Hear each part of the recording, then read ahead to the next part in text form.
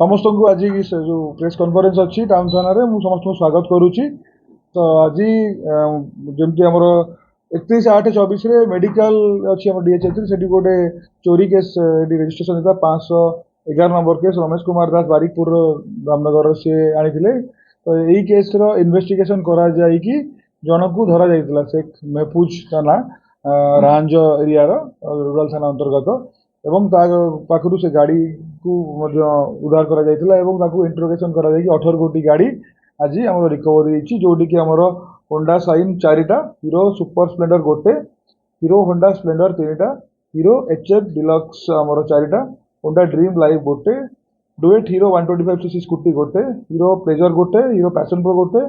hero HF Dawn गोटे Hero iSmart गोटे यहीपरि भाव 18 गोटी गाड़ी